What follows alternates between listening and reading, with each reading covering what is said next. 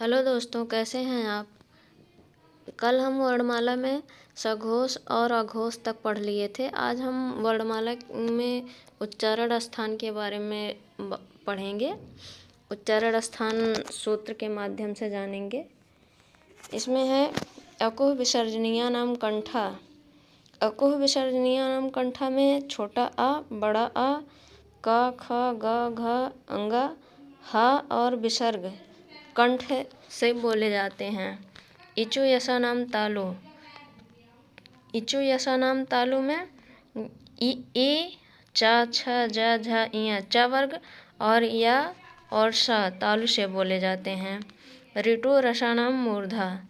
ऋतु रसानाम मूर्धा में रि टा वर्ग यानी कि टा, ठ, ड, ढ, अड़ा और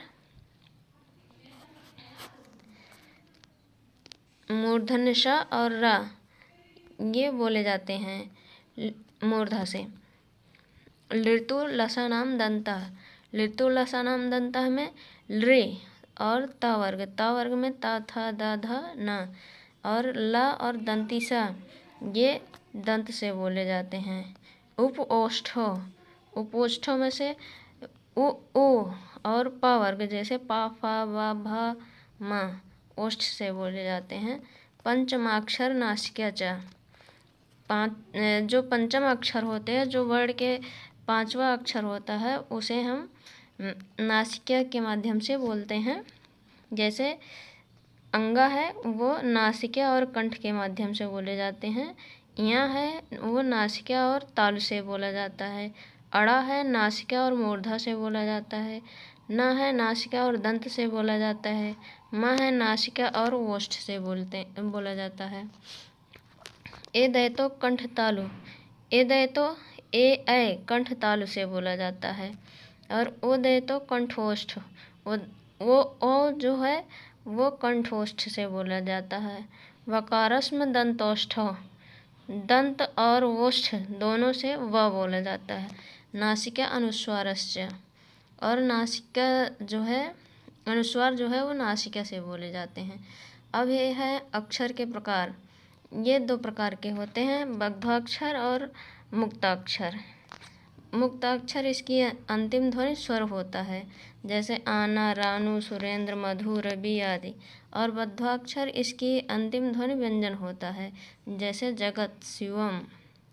और द्वितीय ध्वनियाँ ऐसे शब्द जिनमें दो समान व्यंजन, एक आधा और एक पूरा अथवा दोनों आधा हो, उसे द्वित्व शब्द या द्वितीय ध्वनियाँ कहते हैं। जैसे चम्मच, प्रफुल्लित, दिल्ली, उल्लास, उज्ज्वल ये सब द्वित्व ध्वनियाँ हैं।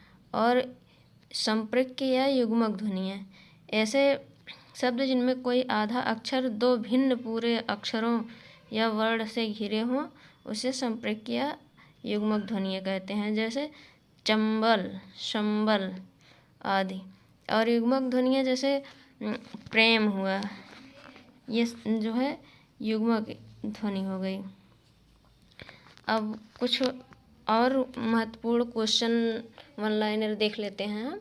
जैसे स्वरयंत्र मुखी का कल्प महाप्राण और सघोष वर्ण हा को स्वरयंत्र मुखी का कल्प और महाप्राण या सघोष वर्ण भी कहते हैं।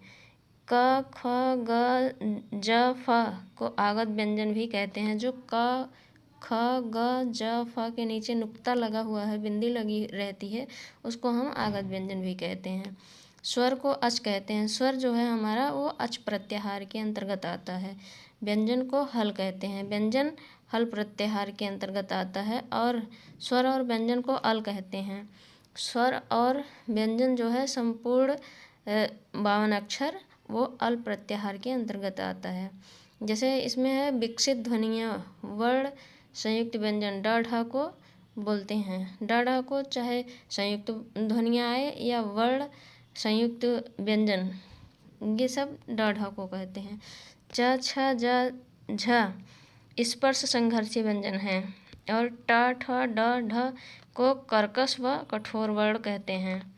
और ड ढ को द्विगुण, उच्छिप्त, उस्त्रिप, ताड़नजात, द्विज, नवीन आधुनिक द्विस्पष्ट कहते हैं। ड ढ शब्द के मध्य या अंत में सदैव होता है। जैसे अगर हम कोई शब्द बोलते हैं जैसे गुड़, सड़क, ये सब ड जो है शब्द के बीच में आता है या अंत में आता है। ह जो है ऊष्म संघर्षी कंठ वर्ण भी कहते हैं। और स, ल, र, न को वर्तस्य व्यंजन कहते हैं। दोस्तों, वीडियो को लाइक और शेयर कीजिएगा और नीचे कमेंट बॉक्स में लिखकर ज़रूर बताइएगा कि वीडियो बनाने में क्या कमियां हुई हैं। और जो चैनल पर नए आए हों वो चैनल को सब्सक्राइब कर लीजिएगा।